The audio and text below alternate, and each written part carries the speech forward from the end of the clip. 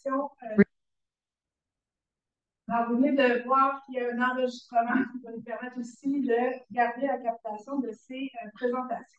Alors, moi, mon nom, c'est donc Karine Bertrand, je suis directrice scientifique de l'Institut universitaire sur les dépendances. À l'UD, on s'intéresse à différentes thématiques, mais bien sûr, la question des politiques sur les drogues et de leur influence est au cœur de nos préoccupations et de travaux. Et aujourd'hui, on souhaite réfléchir de façon transversale avec des expériences internationales, des données du Québec, sur comment ces types de travaux-là nous amènent à réfléchir aussi en tant que chercheurs sur les actions à poser dans l'avenir, sur les types de travaux de recherche qu'on voudra mener. Alors, nous allons commencer sans plus tarder par la présentation d'Alvaro Castillo-Carnegie, qui est directeur du Millennium Office for the Evaluation Analysis of Drug Policy et professeur à l'Université San Sebastián au Chili. C'est donc avec plaisir qu'il va nous présenter sa présentation qui a pour titre A Recent History of Cannabis Use and Policy in Chile. Alors, bienvenue. Émilation.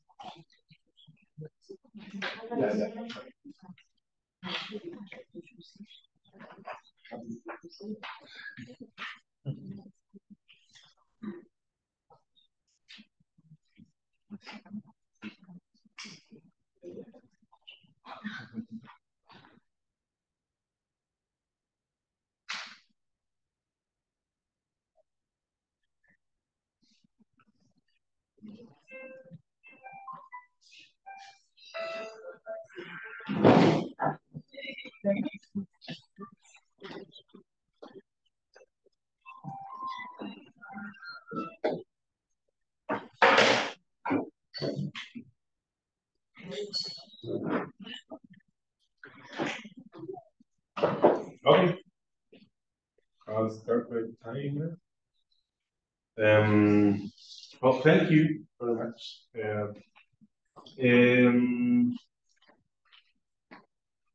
I was thinking about how to start this presentation, and I didn't came up with probably a good idea. I tried to mix two presentations / projects. One of them is a study we did a few years ago to try to understand something about the trajectories of cannabis use in the Chilean population, particularly among school students, and try to mix with recent milestones in cannabis policy or drug policy in general. So I'll be mixing some of those presentations.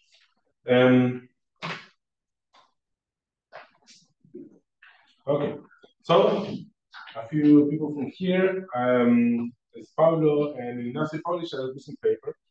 So if you want to know a little bit about the Chilean drug law, I think this is a good summary, and they present a really clear paper of the main characteristics, I think, of the Chilean drug policy. Overall, we can define our drug policy as a decriminalized policy, but with several footnotes, because there are many issues in the implementation of the drug law in general. This not apply exclusively to cannabis, to all illicit Schedule 1, 2, or whatever. And one of those things is that people should not be arrested or have a criminal conviction due to the use or possession of small amounts of drugs. Okay, but the issue is that the law does not define what is a small amount and what is like soon, for approximately for use in the near future. Okay, so there's a lot of discretional area for the police, the prosecutors, the judge, and that over the years has been changing a little bit. There's some practice established among prosecutors, about the judges, and how to treat this. But that's the background of what we do. But the thing is, this was put in practice in 2005. So the thing is, there are many small changes or political instruction to police, for example, if they want to increase the number of arrests. You basically give an order to police, let's go to I don't know, a park. If you see a circle of young kids probably smoking a joint, you can arrest a lot of people in one procedure, and you can increase your statistics. That's something that actually happened in 2010 with a huge spike in drug arrests, basically for an administrative decision.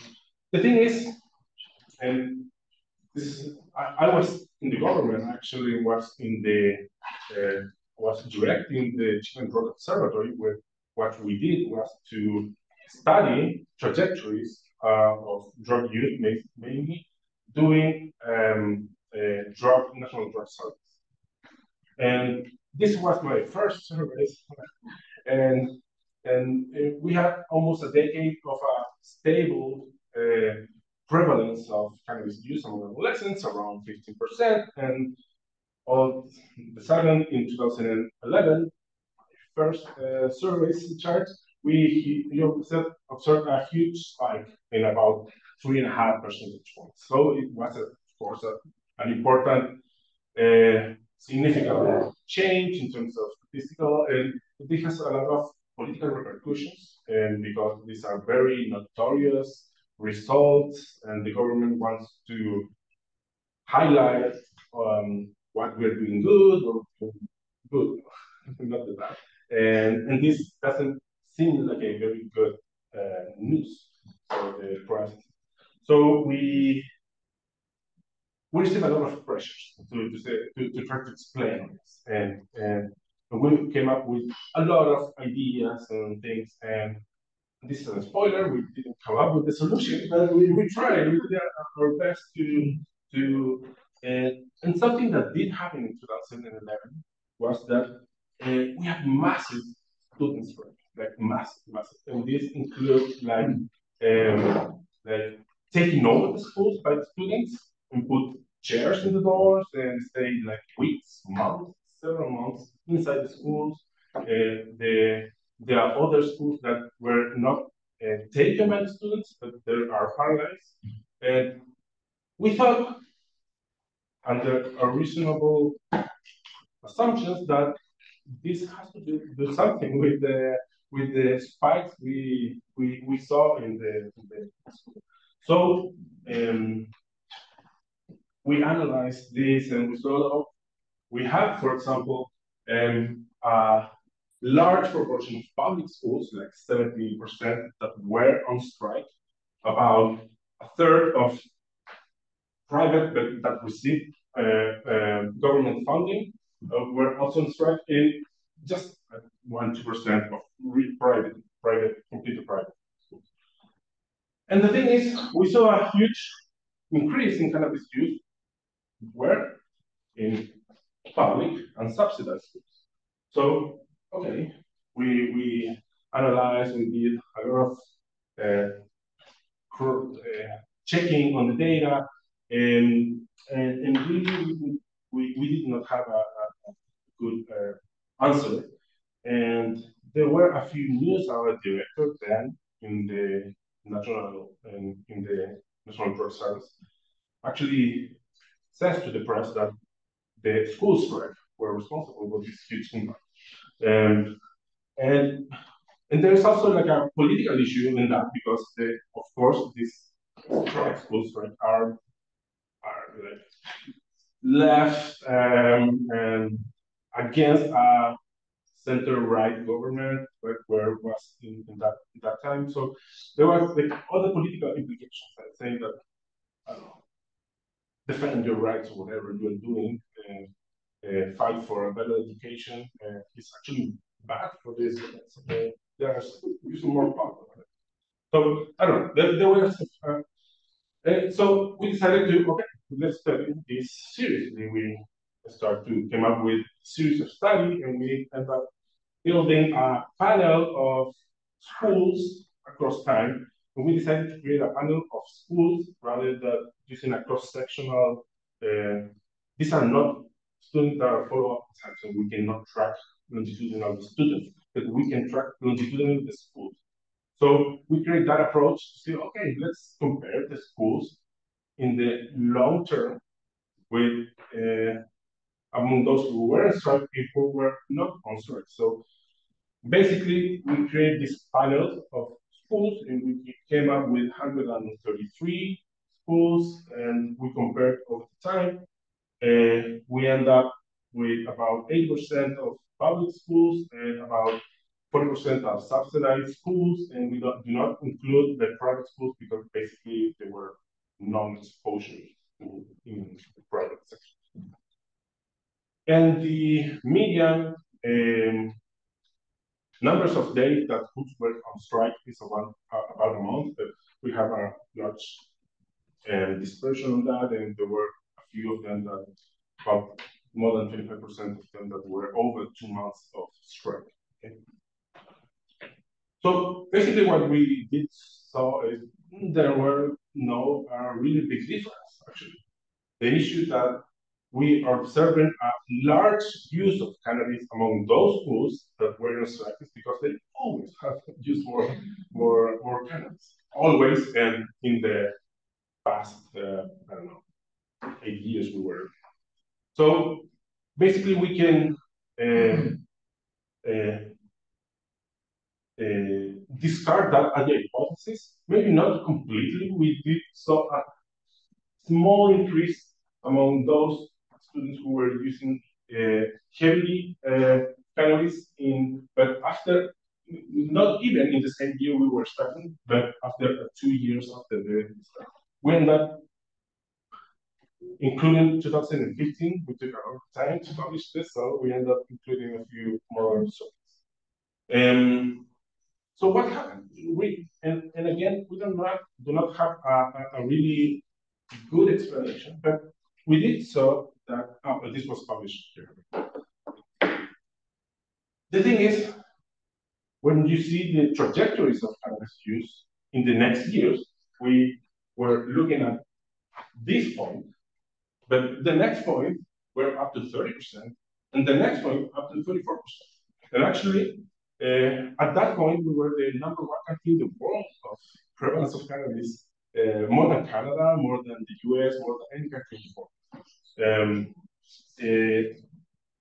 And we looked, and this was similar in the general population, that was in the school population. And we wonder what really happened.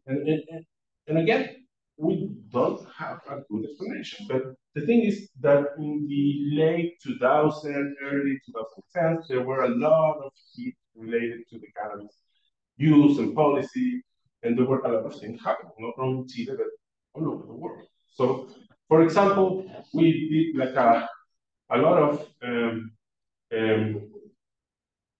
search of communicative milestones, for example, what happened in that time. And for example, of course, we had our neighboring country, Uruguay, was discussing and approving legalization of cannabis. There were a lot of very notorious cases, political cases. For example, this guy and this guy are senators from the one. This is not anymore, but then there is a senator. And with them and many other people, a foundation and groups supporting reform of cannabis and drug policy in general. So there was a lot of movements surrounding that. And this might be really, really biased, but I don't think that same heat is currently occurring. And that probably vanished a little bit over there by the end of the last decade. And at the same time, we start to see a slow decrease in cannabis use. Remember to see this. Okay. So we are normalizing our statistics. What also happened is that in terms of political policy issues, we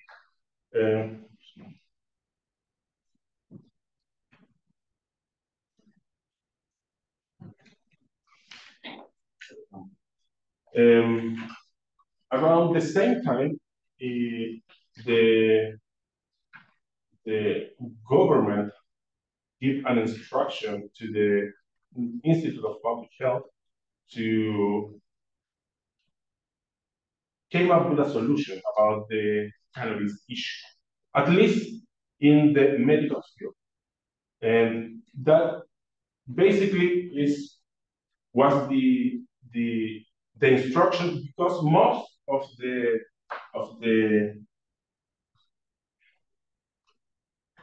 activismo, activism, sorry, was really related with the medical cannabis. And of course, likely that was the first step to move to a fully legalized market, which is can be fine. And so the first issue that was regulated by the Institute of Public Health was to, okay, let's do something about the medical stuff. And they create a group, an expert group. I was actually part of that expert group. And basically, they already have the solution, and was to change and publish this Decree 84, which changed a few minor things, but basically opened the door to cannabis to be used as a medical for medical purpose, but not in any way, only for pharmaceutical products that can be approved by the National Institute of Public Health, that goes to the phase 1, 2, 3 clinical trials. They have their portfolio, whatever. Okay? So this was the first probably milestone that we recently have about cannabis, and this was in 2015. So well, we can say that since 2015, we have medical cannabis in Chile, but medical cannabis only in the form of pharmaceutical products like this. This is kind of expensive, but lately, actually, last year, in May last year, the law, it's 21575, I think, was approved. And that means that this is a law that has nothing to do, I can talk much more about this, has nothing to do with the cannabis policy, but it's for the crime approach, like cartel and stuff, okay? And they say, oh, we can include an article that specifically mentioned cannabis, so we can take part of that to portion of the market from cartels. And they say, so since now home cultivation is allowed for medical purposes if you have a prescription from a physician, but you cannot smoke. Okay? That's basically the instruction. And if you say, so 1 year ago, we have another milestone, and that we have a legal access to the plant, to actually, and we said, yeah, okay, it's from medical condition, yes, but it's probably happened the same, I don't know here, but I know the case of California, for example, that it's really easy to get a prescription if you really want to have a few plants. So nobody's going to go to your home and see if you are preparing oils and and check if it's a valid prescription. So I did this like really Google search really quickly, and there are tons of foundation clinics and stuff offering like really cheap consulting for special cannabis specialists. So that's where we are now.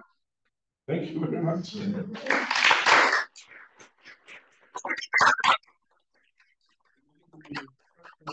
At the end?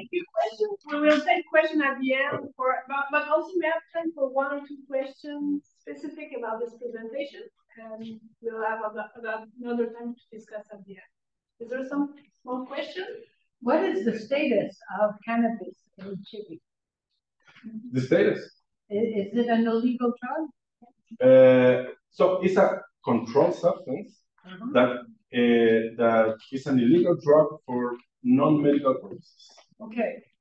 So what do you think of the Canadian policy that has legalized cannabis?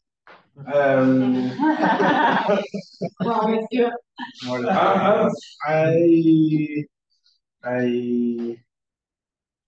think I know in more detail the Uruguayan policy, which I think it's quite similar to the policy you implement here in Quebec.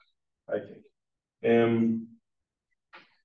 think it's fine to have a controlled market. Basically, in Chile, if you want to use for medical or non-medical purposes, it's really easy. So it's basically you are not probably achieving the things you want to achieve by making illegal a substance. And I think if you have a regulated market,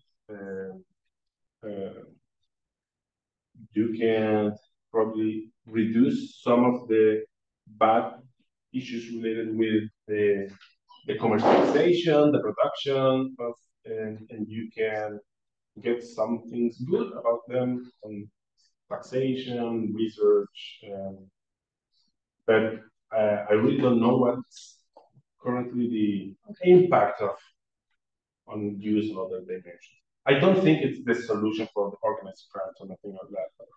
I don't have like a very idealized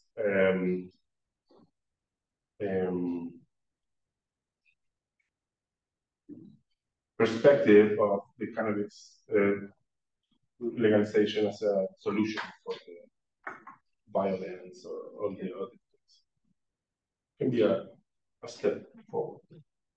Okay, so thank you. We will have the occasion to go further maybe in this discussion. We have some other presentation about this.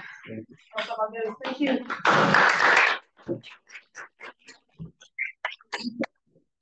Okay, so nous allons maintenant, si vous avez des questions ici à distance, vous pouvez utiliser le chat et lever la main lors de la petite période de questions. Et sinon, à la toute fin, on aura une plus longue période. Alors, nous allons maintenant poursuivre avec c'est bon, on est en train de mettre la présentation de notre prochaine invité. Alors, nous allons poursuivre avec Marie Chopin-Lucide, qui est sociologue et chargée de recherche à l'INSERM, directrice scientifique du programme D3S, Sciences sociales, drogue et société, également affiliée à l'École des hautes études en sciences sociales, et donc qui est située en France, qui va nous parler de données de recherche en lien avec les salles de consommation et qui va nous parler justement de sujet qui nous occupe, comment ces données de recherche peuvent influencer les débats autour des politiques sur les drogues. Alors, sans plus tarder, je crois est-ce qu'on est... j'ai mon assistant technique qui actuellement s'assure qu'on leur puisse afficher le diaporama. Je pense que on y est arrivé. Et nous aurons à nouveau une présentation d'une quinzaine de minutes et un temps pour quelques questions spécifiques avant la plus large période de questions. Merci beaucoup, Marie. On y va? Ouais.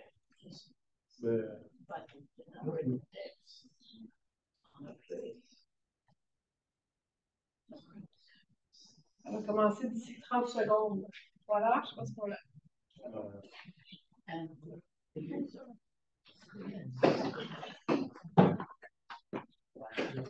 Oui, super. Merci beaucoup, Marie, d'avoir accepté l'invitation. Je te laisse la parole.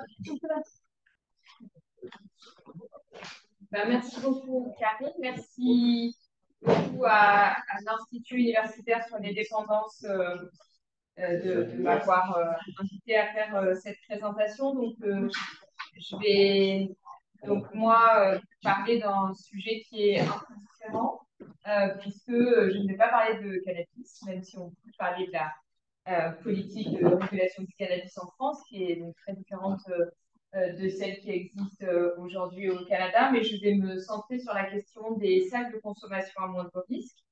Et donc, je vais vous montrer comment cette question donc, des salles de consommation à moindre risque est l'objet à la fois, a été l'objet d'une évaluation, mais en quoi des liens avec le politique dans cette évaluation ont pu jouer à la fois sur les résultats qui ont été produits et la manière dont les résultats ont été ensuite utilisés pour construire les politiques.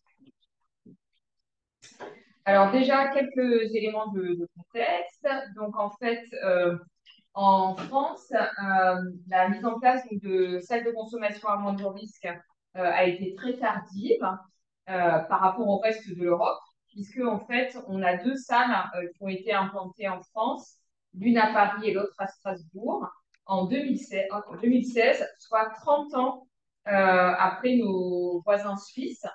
Et donc, parce qu'en fait, il y avait beaucoup de controverses politiques autour de la mise en place de ces salles en France, en lien avec le fait que la politique française en matière de drogue est marquée donc, par la pénalisation de l'usage, en lien avec la loi du 31 décembre 1970. Et donc, donc la mise en place de ces salles posait plein de questions à un certain nombre d'acteurs politiques autour du fait de pouvoir autoriser une pratique d'injection de drogue ou de consommation de drogue par voie fumée qui par ailleurs était interdite. Donc en fait, cette intense controverse politique a fait que le gouvernement français a décidé d'implanter 2 salles, mais simplement pour une période expérimentale, contrairement aux autres pays européens où ces salles ont été mises en place sans dimension expérimentale. Et surtout, ce que le gouvernement a demandé, c'est que, au-delà de cette période de 6 ans d'expérimentation, il fallait que la diffusion, donc la dissémination de ces salles était conditionnée en fait par l'évaluation scientifique qui a été confiée à l'organisme de recherche dont je dépends, qui s'appelle l'INSERM. Et donc en fait, le gouvernement français avait indiqué que suivant les résultats que produirait cette évaluation, il déciderait de maintenir, voire de disséminer dans l'ensemble du pays cette mesure, que sont les salles de consommation de risque, ou de les arrêter. Et donc, en fait, on a mis en place, donc, au départ, donc la direction de l'INSERM a nommé 4 équipes que je vais vous présenter rapidement. Et nous avons proposé un design d'études avec 2 volets. Un volet sociologique qui s'intéressait à la question de l'acceptation sociale et également de la tranquillité publique. Et puis un volet plus épidémiologique sur lequel je m'appuierai, sur lequel je m'attarderai un peu plus longuement dans le cadre de ma présentation, qui était une cohorte d'usagers de drogue qui, elle, était plus axée sur la dimension santé publique. Alors au départ, comme je vous le disais, on avait, nous, en tant qu'équipe de recherche, choisi de mettre en place donc, 2 volets. Donc un volet épidémiologique, la cohorte Cosinus, donc pour laquelle il y avait 4 investigateurs, Marc Auriacombe à Bordeaux, Laurence Lalanne à Strasbourg, Méline Roux à Marseille et moi-même à Paris. Une enquête sociologique qui s'intéressait à l'analyse des conditions d'implantation des salles de consommation à haut risque avec l'analyse de l'impact sur la tranquillité publique et l'acceptabilité sociale. Et ensuite, le gouvernement français, alors que nous, en tant que scientifiques, on n'avait proposé qu'un design avec 2 éléments, a souhaité, en plein milieu de l'évaluation, a souhaité avoir un volet supplémentaire basé sur la dimension économique de coût-efficacité, pour lequel il y a eu des débats importants à l'intérieur de nos groupes de recherche parce que plusieurs d'entre nous pensions que mettre en place une dimension d'évaluation coût-efficacité au démarrage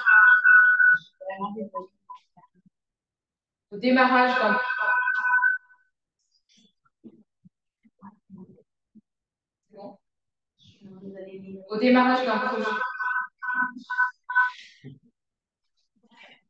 Donc en fait, cette dimension donc, du coût-efficacité qui, elle, a été demandée par le gouvernement et qui n'avait pas été envisagée dans le design que nous avions envisagé en tant que chercheurs, même si la commande était gouvernementale au départ, l'INSERM avait souhaité en fait que les chercheurs puissent travailler donc, de manière totalement indépendante dans la proposition donc, de design que nous allions faire. Et donc, ils ont demandé un volet coût-efficacité. Et nous, en fait, ce qu'on avait évoqué, un certain nombre d'entre nous, c'est que le problème de ce volet de coût-efficacité, c'est que mettre en place un volet de coût-efficacité au démarrage d'une mesure, ça pouvait être un peu biaisé, puisque quand on met en place un dispositif, de fait, sa mise en place coûte cher, puisqu'il y a l'achat, par exemple, des locaux, et puis le fait de mettre progressivement en œuvre, donc on n'est pas en situation de routine, en fait. Le démarrage est souvent assez coûteux. Donc, et puis, on n'était pas sûr d'avoir obligatoirement les bons indicateurs, il fallait faire ça un peu rapidement.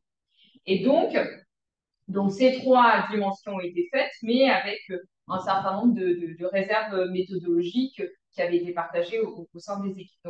Donc, ces 3 volets, en fait, avaient pour objectif d'évaluer l'impact individuel, socio-environnemental et politique de cette mesure. Alors, voici les questions que nous nous sommes posées et les indicateurs que nous avons choisis. Bon, déjà, la définition dont il peut être faite des salles de consommation à Mondruis, c'est que dans la littérature, ce sont des espaces dédiés et sécurisés où les personnes peuvent injecter, voire fumer, mais en France, c'était l'injection qui était autorisée et donc les personnes ne pouvaient pas simplement fumer, il fallait obligatoirement la salle n'accueillait que les injecteurs. Les fumeurs étaient acceptés à condition qu'ils soient aussi injecteurs, mais les fumeurs seuls ne pouvaient pas accéder à la salle. C'était un moyen d'accéder aussi à d'autres services de réduction des risques. Et puis, dans les entretiens que nous avons menés avec les personnes qui fréquentaient la salle, elles ont décrit ce dispositif comme un endroit protecteur pour eux, où les personnes, une sorte de refuge où les personnes qui consomment des substances se sentent considérées comme des citoyens. Alors, nous, on a mesuré l'impact. Et donc, en fait, l'impact qu'on a mesuré, il était déjà très centré donc, sur des indicateurs de santé publique, des overdoses, des pratiques à risque vis-à-vis du VIH et de l'hépatite C, l'injection dans l'espace public, les abcès liés à l'injection et le nombre de visites aux urgences. On avait aussi des indicateurs en termes de tranquillité publique, le nombre d'actes de délinquance, la présence de matériel usagé dans l'espace public, et puis enfin, dans le volet médico-économique, le coût efficacité. Alors, je vais vous présenter rapidement quelques résultats de cette évaluation, donc, qui s'est faite, elle, d'abord dans une commande publique, même si elle a été faite de manière indépendante par l'INSERM, mais avec l'idée de produire des résultats rapidement, parce qu'en fait, il fallait ensuite prendre des décisions. Et donc, ça a aussi joué sur la manière dont on a envisagé le design de notre étude. Donc, dans l'enquête dont s'est occupée mon équipe uniquement donc sur la partie plus sociologique, on a utilisé aussi les mathématiques. Et donc, on a fait une étude écologique avec des séries temporelles sur l'impact de la salle de consommation parisienne sur la tranquillité publique. Donc, on a, à partir d'une méthodologie ethnographique, regardé dans un espace autour de la salle, un espace géographique donné autour de la salle, plusieurs semaines avant l'ouverture de la salle. Donc ça, c'est ce qui apparaît en rouge sur la diapositive. Compter le nombre de seringues dans l'espace public, on les a photographiées et ensuite on a tout mis dans un fichier Excel. On a fait la même chose plusieurs mois également après l'implantation de la salle. Et puis ensuite, il y a une modélisation mathématique qui a été faite par Pierre Titral, mathématicien qui nous a aidés pour faire ce travail. Et on a vu que, toutes choses égales par ailleurs, en fait, après la mise en place de la salle parisienne, le nombre de seringues dans l'espace public avait été divisé par 3. Ensuite, on a également analysé donc des données de l'enquête EROP, qui est une enquête qui est menée par l'OFDT très régulièrement, et on a analysé pour l'évaluation des salles de consommation à Mondruis, donc qui avait démarré en 2016, donc les données de l'édition 2018. Et donc l'enquête EROP, c'est une enquête qui est faite auprès d'un échantillon représentatif de la population française, qui porte sur les opinions liées aux drogues, et il y avait un volet qui portait sur l'acceptabilité de la salle de consommation à Mondruis. Ce qu'on a montré en 2018, donc c'est l'INSERM, mon équipe, qui a analysé donc les données de cette enquête réalisée par l'OFDT, c'est que 80% des Français déclaraient être en faveur des salles de consommation à moindre risque, que 76% d'entre eux pensaient que ce serait intéressant que des salles soient ouvertes dans d'autres villes que Paris et Strasbourg.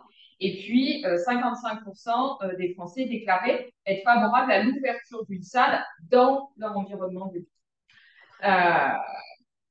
Alors, ce qui est intéressant, enfin, d'une certaine manière, on peut penser que ce résultat, voilà, était un résultat intéressant et qui aurait pu permettre de faire, de pousser les pouvoirs publics à développer la mise en place de salles, mais je pense qu'il est très important d'être très vigilant sur les résultats d'études qui portent sur l'opinion publique, puisqu'il y a tout un tas de biais qui sont importants à prendre en compte. Par exemple, en 2010, l'OFDT avait réalisé la même étude, mais en utilisant une formulation un peu différente que celle qui avait été utilisée en 2018. Et donc, en fait, en 2010, il y avait déjà eu un premier débat sur la nécessité d'ouvrir des salles ou pas en France, suite à une expertise collective INSERM qui avait demandé à ce que des salles soient mises en place en France. Et le premier ministre de l'époque avait indiqué, en mobilisant les données de cette enquête menée par l'OFDT en 2010, qu'il a montré qu'il n'y avait que 28% des Français qui étaient prêts qui étaient favorables à la mise en place de salles. Le Premier ministre de l'époque avait dit que la France n'était pas prête à ouvrir des salles et donc voilà, que c'était ni utile ni souhaitable. Et en fait, à ce moment-là, la formulation qui avait été utilisée par l'OFDT était une formulation qui ne mettait pas du tout en évidence les bénéfices de santé publique et qui était une question qui venait juste après la consommation de cannabis chez les jeunes. Donc en fait, on voit qu'on avait 28% des Français à cette époque-là qui étaient favorables. Et à l'INSERM, il se trouve qu'on avait mis en place la même étude au même moment, mais en mettant en première phrase, dans plusieurs pays d'Europe, des salles de consommation à moindre risque existent. Elles permettent de faire cela, donc on avait clarifié les objectifs. Et là, on avait à l'inverse 66% des Français auprès d'échantillons similaires à la même période qui étaient favorables à la mise en place de ces salles. Donc en fait, ce qui avait été mis on avait publié un article que je vous montrerai tout à l'heure très rapidement à la fin en 2013 pour montrer qu'en fait, sur les sondages d'opinion, suivant la manière dont on formule la question, on peut avoir des Français on peut avoir une population qui peut être favorable ou pas à une mesure. Donc c'est pour ça qu'en 2018, dans l'enquête de l'OFDT, on avait essayé de trouver une formulation qui soit un peu en mixte entre la formulation qui était dans l'enquête INSERM plutôt très santé publique, très centrée sur les expériences européennes, et l'autre formulation. Et donc, voilà quels étaient les résultats. Et donc, ça nous avait amené à dire qu'il fallait être très vigilant et ne pas fonder des politiques publiques sur l'opinion publique parce qu'elles pouvaient facilement être manipulées. En revanche, ce qui est apparu avec l'analyse de ces trois études différentes, les deux réalisées en 2010 et celle réalisée en 2018, c'est que le fait d'avoir une acceptation sociale d'une mesure de santé publique telle que les salles de consommation à mon risque était lié au fait de clarifier les objectifs de cette mesure, à quoi ça sert. Et donc, quand on explique aux populations à quoi ça sert, là, on a une amélioration de l'acceptation. Donc, améliorer également le niveau d'information sur ce qu'est la réduction des risques et puis présenter le fait que ça existe dans d'autres pays. Et donc, ces trois éléments faisaient augmenter l'acceptation de la mesure, alors que quand on ne mentionnait pas ces éléments, quand on n'expliquait pas ce qu'était une salle de consommation à mon risque, il y avait des imaginaires qui étaient très présents et qui amenaient à faire le lien, par exemple, entre salle de consommation et prosélytisme, considérer que les adolescents allaient pouvoir rentrer qui fument du cannabis, par exemple, allaient venir s'injecter dans la salle, etc. Alors ensuite, je vais vous présenter très rapidement un autre élément de cette étude qui a considérablement joué aussi dans la décision publique autour des salles de consommation à moindre risque, c'est cette cohorte cosinus, donc qu'on a menée à la demande, donc, dans le cadre de cette première évaluation qui a été faite en 2016, à partir de 2016 pour l'évaluation gouvernementale. Donc, on a mis en place une cohorte longitudinale qui a duré 12 mois. On a inclus des personnes pendant 12 mois et ensuite, on les a suivies à 3, 6 et 12 mois. 664 personnes qui injectent des drogues ont été recrutées dans 4 villes. 2 villes avec une salle de consommation, Paris et Strasbourg, et 2 villes sans salle de consommation, Bordeaux et Marseille. On a comparé un groupe de personnes exposées aux salles avec un groupe de personnes non exposées. Et ça, c'est la première fois, en fait, que dans la littérature internationale, il y avait une évaluation des salles de consommation à moindre risque qui était effectuée avec un groupe contrôle.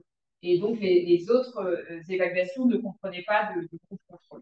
Par contre, donc les variables ont été définies d'intérêt en fonction de la littérature existante.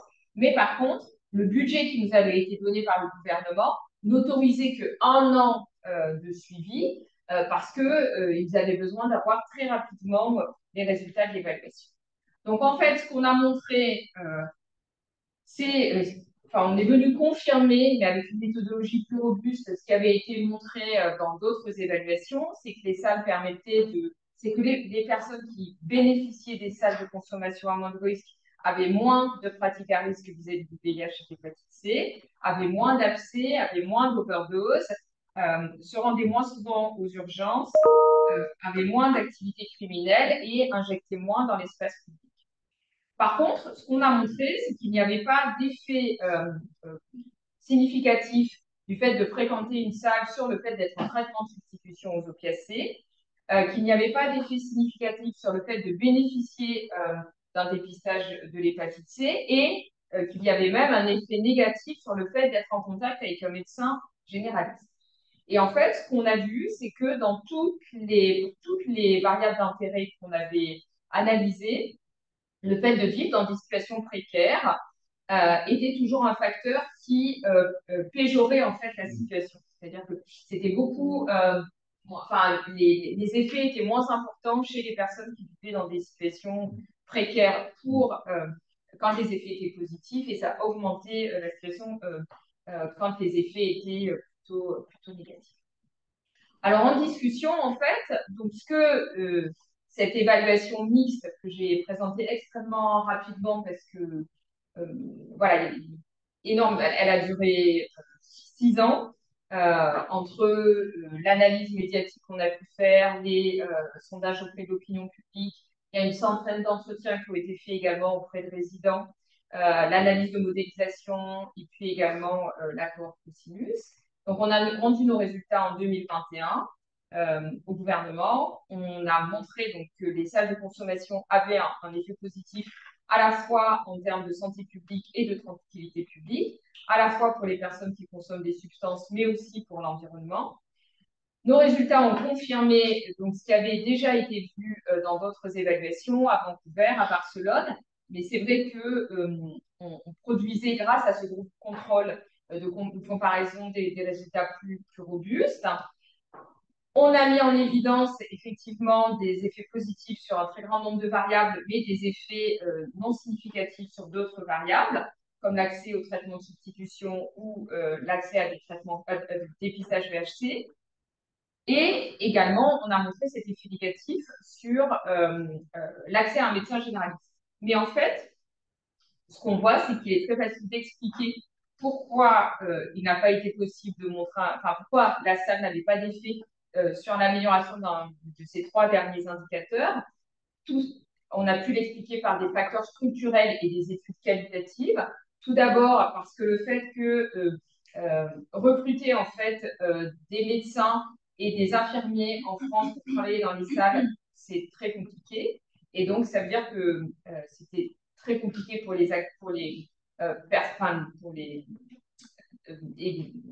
personnes qui fréquentaient la salle d'avoir accès à des médecins généralistes. Mais un des éléments qui étaient les plus importants également, c'était la question du stigma, puisque en fait, la pénalisation de l'usage de drogue en France produit de la stigmatisation pour les usagers de drogue et rend encore plus difficile pour les personnes qui consomment les salles, qui consomment des drogues et qui fréquentent les salles, d'avoir accès à des médecins généralistes à l'extérieur des salles. Généralement, ils n'arrivent à être vus que par des professionnels en réduction des risques parce que les autres professionnels de santé les stigmatisent et se sentent autorisés par cette pénalisation des drogues à refuser des soins, ce qu'on a montré dans le cadre d'autres études qualitatives qu'on a menées et que j'avais présentées au CRI il y a une dizaine de jours à Trois-Rivières.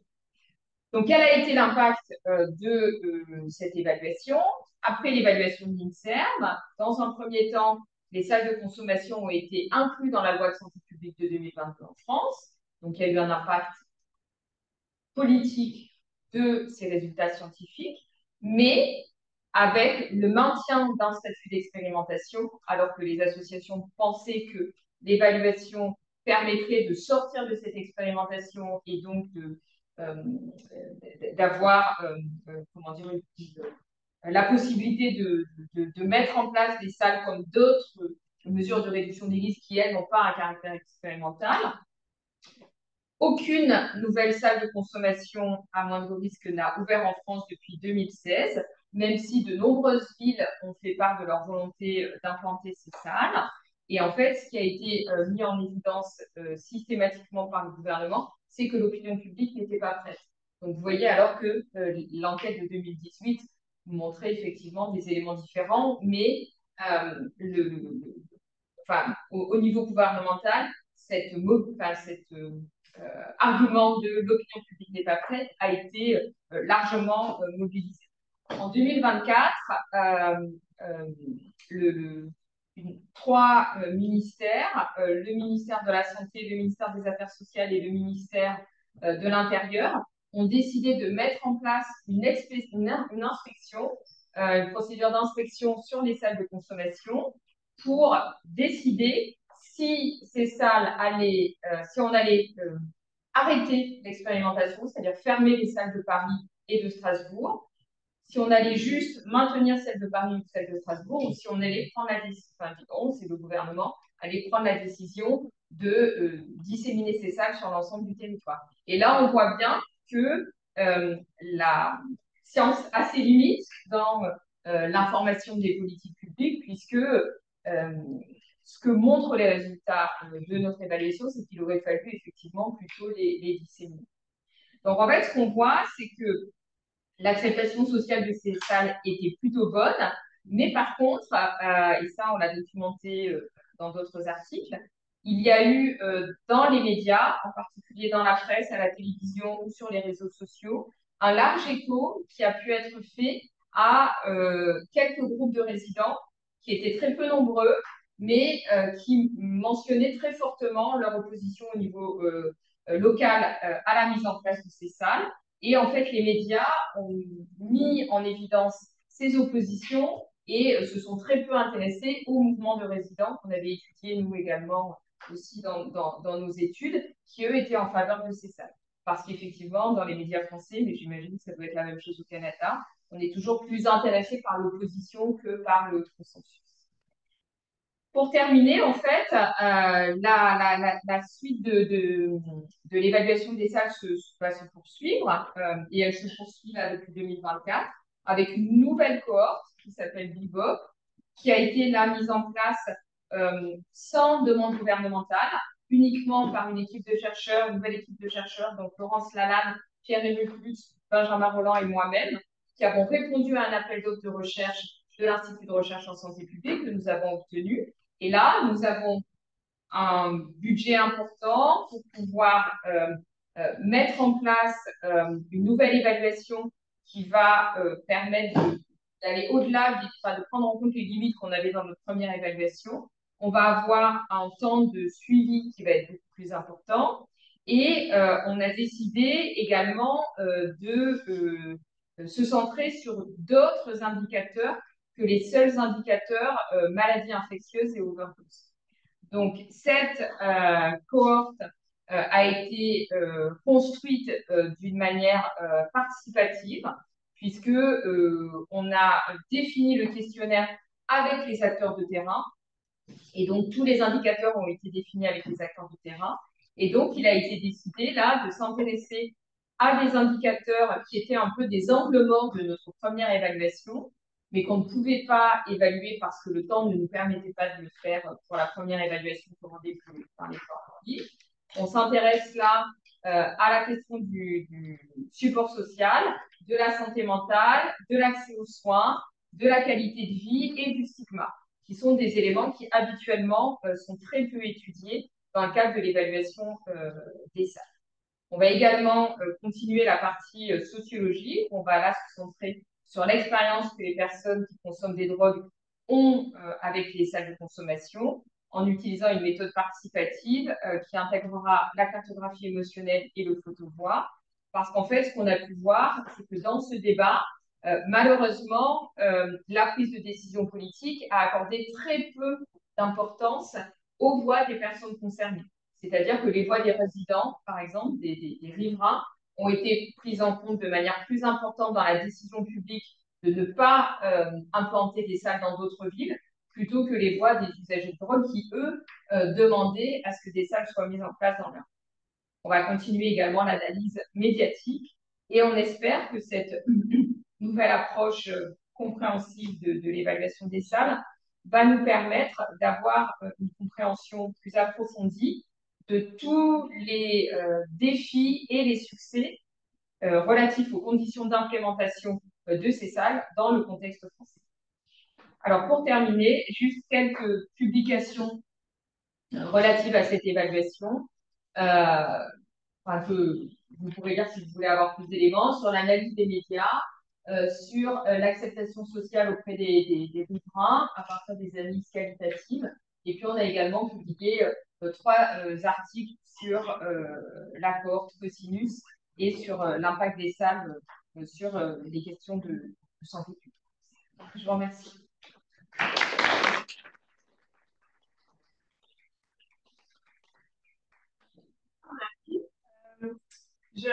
Oui, on a une question. On peut prendre, on a un petit retard sur le délai. On va prendre une question pour poursuivre. Non, ça va. On a commencé en retard. C'est notre départ. Donc, peut-être une question. Allons-y, puis ensuite, on va aller à la prochaine présentation. Oui. Okay. So, well, there are 2 questions, but I will okay, so regarding the people cohort, well, first, how do you see the continuity this experiment within the changing landscape in France? And what will happen with the EVO cohort or with further follow-ups of this cohort within this changing landscape? I mean, for instance, if rooms were going to be closed, maybe eventually that will, of course, have an impact on other health outcomes that would be necessary. So, je vais en français ou oui, ça peut être. OK. Bon, les deux Ça peut être en anglais. Okay. So it's a new cohort. That's not a, it's a new cohort because Strasbourg and Paris are the same city, but we have a new city that is Lyon. So the first cohort has been finished, and after we have, so that's new people that we will include in the cohort.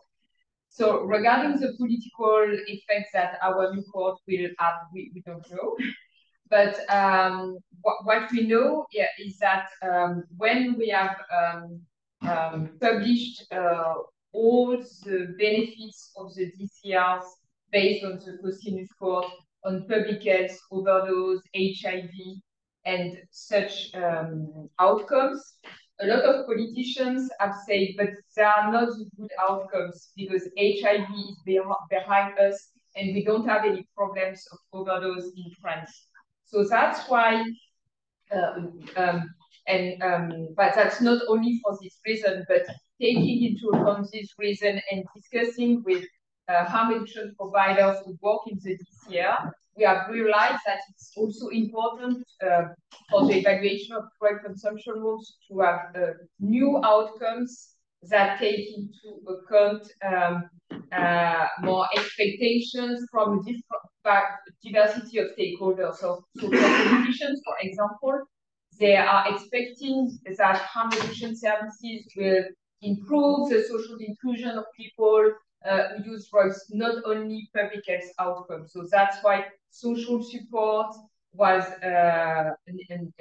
or mental health, the improvement of mental health, were 2 items that were considered as important for politicians, for example. But these items were also considered as important by harm reduction providers.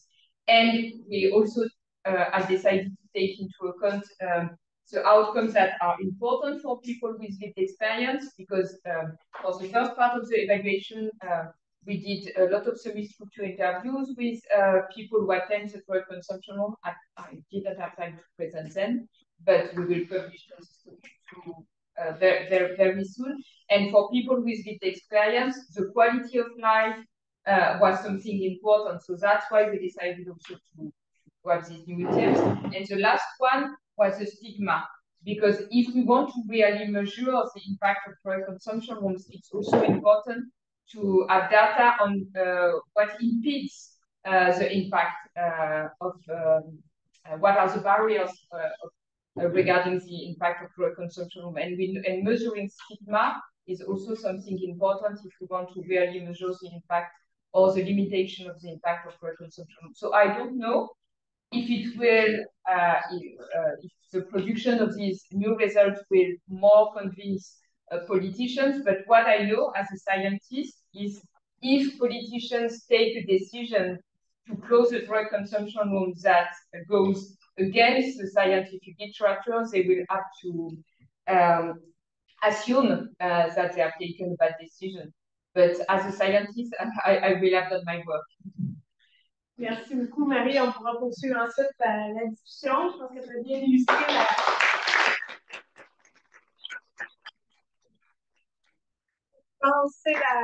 les politiques par la recherche, l'importance d'avoir plusieurs indicateurs, la prise en compte aussi la prise de parole, comment se discuter dans les médias également. Alors, nous allons poursuivre maintenant avec David Martin-Hulot, qui est médecin spécialiste à la direction de santé publique du CIS de la Montérégie-Centre et professeur à l'Université de Sherbrooke, qui est également chercheur régulier au sein de l'Institut universitaire sur les dépendances. Sa présentation a pour titre Créer et appliquer les connaissances, enjeux d'épistémologie et d'usage. Je crois qu'il alors, bienvenue. Merci. Ça fonctionne bien, la traduction. La traduction vers l'anglais fonctionne un peu moins bien. Je pense qu'on a de l'anglais vers le français, ça a fonctionné, mais est-ce qu'on arrive à comprendre? On y arrive. Donc, on a pu voir de l'intelligence artificielle et ses limites, mais c'est une façon de chercher. Ça réussit quand même en partie. Je vois que ton PowerPoint est en anglais. Ouais. Donc, je vais présenter en français, puis avec le PowerPoint en anglais, puis une traduction. Une traduction imparfaite, mais au moins qui est complétée. Donc, on va revenir très bientôt. On est en train de mettre le déploiement. Ça donne du coup mon identité. On est dans les enjeux de sécurité. Qu'est-ce que tu me présentes en anglais? En français. Je présente en Tu veux tes diapos en anglais? Diapos en anglais? Oui, c'est bon.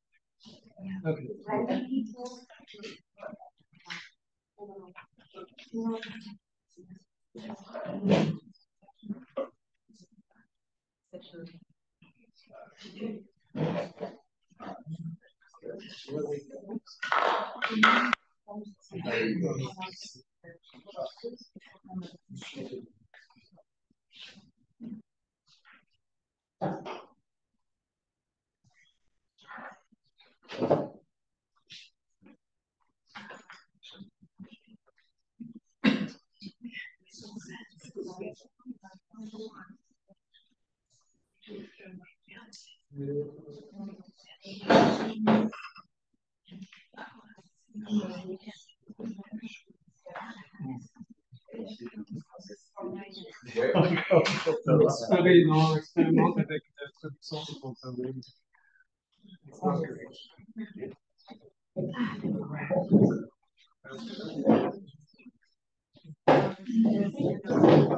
Pour changer les termes.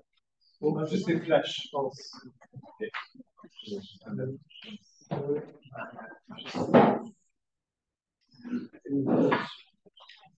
Oui, c'est bon. C'est bon. Merci d'avoir. OK. Donc, parfait. Présentation en français, PowerPoint en anglais, en espagnol. Donc, aujourd'hui, je vais vous parler de ma perspective et d'une perspective différente de celle de plusieurs chercheurs, chercheuses. Je vais vous amener dans un monde qui est celui dans lequel je navigue de façon majoritaire. Donc, si on regarde mon agenda, c'est celui de la santé publique. Donc, je vais vous parler beaucoup d'applications de la recherche, davantage que la création de connaissances. Donc, 4 parties.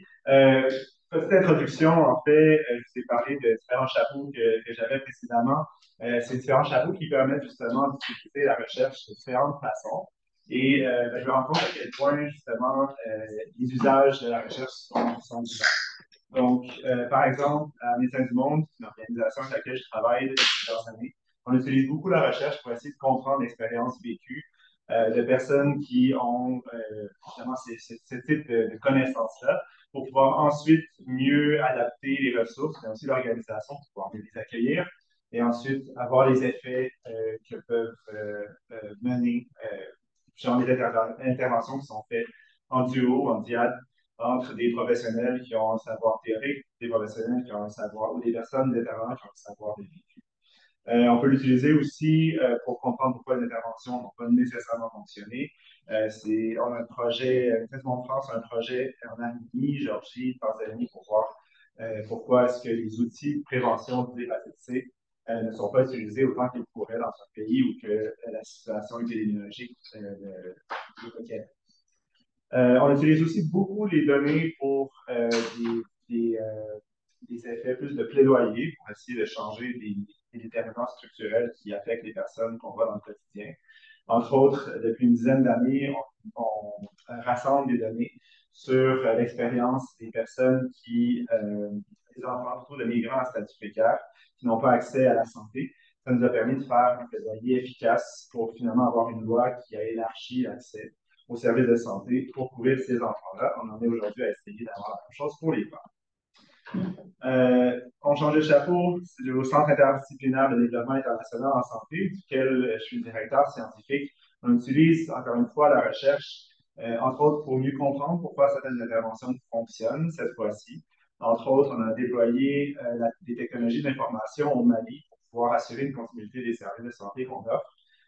Vu le niveau de sécurité, en fait, qui est devenu assez difficile, ou un grand enjeu, pour que les professionnels de santé puissent se déplacer et ainsi être mieux formés et donner des soins de santé dans leur région. On a aussi fait une proposition avec Karine et d'autres chercheurs ici d'un projet dans lequel on voulait expérimenter une nouvelle façon de faire la recherche, entre autres dans 5 pays. Marie était de ces 5 pays-là pour la France aussi, en demandant aux chercheurs principaux académiques d'être accompagnés de chercheurs qui ont des connaissances, d'expérience ou de vécu en consommation de substances et ou en migration, donc de voir un peu l'intersection des trajectoires d'immigration et de consommation dans 5 différents pays, dont 2 qui n'avaient pas l'habitude d'avoir des approches qui étaient très participatives, ou du moins d'avoir quelqu'un d'égal à égal dans l'échange de savoir théorique, de pratique et de vécu. Et le sujet en soi aussi était relativement nouveau, donc la recherche peut aussi permettre d'innover. Mais en santé publique, donc dans cet univers dont je vous parle tout à l'heure, comment est-ce qu'on navigue avec l'utilisation des données? Je vous parle ici de santé publique davantage appliquée parce que, dans le fond, la santé publique, c'est aussi des instances gouvernementales, publiques, qui vont produire des connaissances. Si on pense, entre autres, au Québec, à l'Institut national de santé publique ou encore à l'INES, qui est l'Institut national d'excellence en soins et services de santé et services de santé. Ici, c'est très petit, mais ce que c'est, vous pouvez le voir dans le PowerPoint qui sera sûrement partagé après, c'est la typologie des différentes interventions de santé publique. Bref, on a essayé de regrouper dans une grande catégorie les différentes interventions. Donc, qu'est-ce qu'on fait finalement en santé publique? C'était très utile quand j'avais expliqué à la belle famille ce que je fais dans la vie, parce que justement, en santé publique, ils n'ont aucune idée. Donc, qu'est-ce qu'on fait? On mobilise les données, donc on essaie justement, c'est pratique aussi pour moi, de prendre les données qui existent et de les faire connaître et diffuser. Donc, on sait que la connaissance sur sa propre santé est un indicateur ou plutôt un facteur de protection, plutôt, qui permet aux gens d'améliorer leur propre santé. On essaie de soutenir aussi différents partenaires, que ce soit dans les coalitions, dans les concertations. On essaie de collaborer quand c'est pas nous qui avons les leviers pour changer la donne par rapport à des situations défavorables de santé. On va essayer de convaincre les municipalités, de convaincre les écoles, enfin, les dirigeants de ces instances-là, pour agir autrement, pour pouvoir vraiment bâtir une meilleure santé au sein de la population et une action directe aussi de temps en temps. Je vous parlais d'épistémologie tout à l'heure. En fait, on finit par créer aussi des connaissances, mais d'une façon qui n'est peut-être pas typique au milieu de la recherche. Donc, à partir de données de surveillance, de monitoring, des données d'experts, des opinions d'experts plutôt, en absence de données très précises à notre contexte, par exemple, autour d'un enjeu de santé. Et donc, beaucoup, comme on se ramène plus près peut-être des politiques publiques, notre travail est aussi d'influencer. Puis on essaie de comprendre en fait comment est-ce qu'on pouvait influencer réellement les décideurs pour les meilleures actions en santé de la population. Et je vous présente ici une schématisation assez intéressante sur laquelle on est tombé, puis qu'on a essayé aussi de traduire en français pour former les différents acteurs. Vous voyez dans l'axe des Y, le fait de se fier davantage sur des données scientifiques. Puis en bas, vous voyez le fait de se fier davantage sur des intérêts, sur des valeurs, pardon, ou des émotions. Ce qui n'est pas moins valable pour autant, mais ce qui entraîne probablement des façons d'influencer peut-être différentes. Ensuite, vous voyez sur l'axe des X, donc à votre gauche, coopération, donc le fait d'aller par l'interne, finalement par les instances publiques, par exemple dans notre cas. Et à droite, vous voyez plutôt la confrontation, le fait d'aller dans les voies externes. Et avec ces quatre cadrans-là, on peut alors identifier le type d'approche qu'on peut avoir pour essayer d'influencer les politiques. Donc, par advising, on avait traduit par l'influence stratégique et advocacy, qui est le fameux plaidoyer. Donc, comment on explique à nos partenaires quand on fait des formations le fait d'utiliser une voie ou l'autre, par exemple une concertation qui rassemble plusieurs ministères, c'est une voie interne, donc on va être davantage dans l'influence stratégique qui a en soi ses propres méthodologies. Et quand on va être plutôt à faire un avis public, par exemple une lettre ouverte, on va être davantage dans le plaidoyer. Donc, petite distinction, mais les deux éléments ou les deux approches se basent sur des données probantes. Et ensuite, on a le lobby, qui est le fait de passer par l'interne, des intérêts propres. Et il y a bien sûr l'activisme aussi, qui est le fait de passer par les voies externes pour les intérêts, pour les valeurs. Donc, on peut penser entre autres aux différentes manifestations, mais comme je disais tout à l'heure, ce n'est pas nécessairement moins valable. C'est une différente façon d'exprimer une opinion, un fait, et parfois même quand il n'y a pas de données qui sont disponibles. Donc, au Québec, comme je vous disais, on a des instances de production de connaissances qui sont au niveau davantage provincial. Puis avec notre nouvelle réforme, on en a à peu près aux 5 ans au Canada, du système de santé, on a placé les instances de production de connaissances vraiment collées. C'est des mandats finalement maintenant du gouvernement québécois. Ce n'est plus nécessairement les instances qui vont créer des connaissances pour pouvoir alimenter les instances régionales de santé publique, qui, elles, comme vous voyez au deuxième point, ont une indépendance par rapport aux approches, aux commandes gouvernementales des décideurs. C'est inscrit dans la loi, même la loi de santé publique. Et donc, on s'est basé sur la protection de la santé de la population et le fait que quand on observe des menaces réelles ou appréhendées à la santé de la population, on peut mettre de l'avant ce qu'on appelle une enquête épidémiologique. Ce qu'on a fait dans plusieurs régions au Québec pour pouvoir avoir davantage de leviers pour pallier l'enjeu de surdose aux opioïdes, entre autres, ce qui nous permet aujourd'hui d'avoir des informations qui nous permettent de faire, même si on n'a pas actuellement le mandat, des interventions plus individuelles auprès des personnes qui sont victimes de surdose. Entre autres, pour leur dire, voici ce que tu penses avoir consommé, voici ce qu'on a retrouvé dans l'urine, avec leur consentement, bien sûr. Est-ce que tu veux faire quelque chose avec ça en découvrant que la substance a été contaminée? Parfois, certains vont même nous dire, oui, j'aimerais que ça soit rapporté à la police. D'autres vont dire, non, je vais m'en occuper moi-même. D'autres vont dire, non, moi, j'aimerais que ça soit rapporté aux travailleurs de rue, ce qui permet ensuite d'avoir une meilleure connaissance de ce qui circule, ce qui permet à tout le monde de mieux se protéger. Et aussi, le rôle de la santé publique au niveau régional, c'est le fait de pouvoir être autant connecté à des tonnes et des tonnes d'organismes communautaires ou de tables locales qui, eux, connaissent très bien le quotidien des enjeux de santé. Mais en même temps, on est aussi connecté aux instances gouvernementales. Par exemple, je siège sur un comité du ministère de la Santé qui est spécifiquement sur le logement et qui nous demande de rapporter justement ce que les tables locales nous disent pour pouvoir essayer d'avoir mieux priorisé, disons, certains éléments par rapport au logement. Donc, on a une voix intéressante, puis on est capable d'entendre, d'écouter ce qui se passe sur le terrain de par les structures internes dont je vous parlais. Mais aussi, l'avantage de la santé publique de nos jours, en fait, c'est que on a une vision beaucoup plus globale de la santé maintenant. La santé n'est plus seulement dans les hôpitaux. La santé, c'est aussi le logement, c'est aussi l'alimentation, c'est aussi la cohésion sociale, c'est aussi la santé mentale, la santé sociale. Donc, ça nous permet de rassembler autour d'instances de concertation des acteurs qui ont ces leviers-là et qui, à la base, il y a peut-être 5, 10, 15 ans, disaient c'est pas à moi la santé, faites votre travail, puis moi, je vais m'occuper de mon terrain, je vais m'occuper de mon territoire. Mais maintenant, tout le monde comprend qu'en effet, si on veut travailler à améliorer la situation des itinérants au Québec, par exemple, oui, il faut travailler avec ceux qui sont responsables du logement, mais aussi pour travailler pardon, avec les promoteurs du milieu privé, pour travailler avec les programmes fédéraux, pour travailler avec les municipalités, pour travailler avec les familles, donc les organismes communautaires. Donc, ça nous permet vraiment d'être présents dans plusieurs instances comme celle-là, qui sont tous finalement des espaces d'influence. Je pense que vous pouvez faire vous-même le travail pour réfléchir à comment ça peut se passer du côté des politiques publiques entourant les substances. Donc, sachant ça, est-ce qu'il y a des opportunités manquées? Parce que ce qu'on observe, ce que j'observe, mais pour l'avoir partagé avec plusieurs, je pense que c'est assez. C'est un constat qui est assez populaire, disons.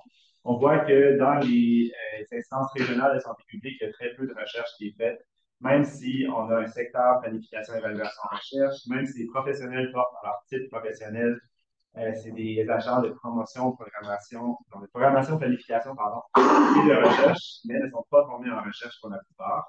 Et aussi, pour ce qui est de l'influence stratégique, souvent les professionnels et même les médecins, pour la plupart, vont pas être formés pour en faire.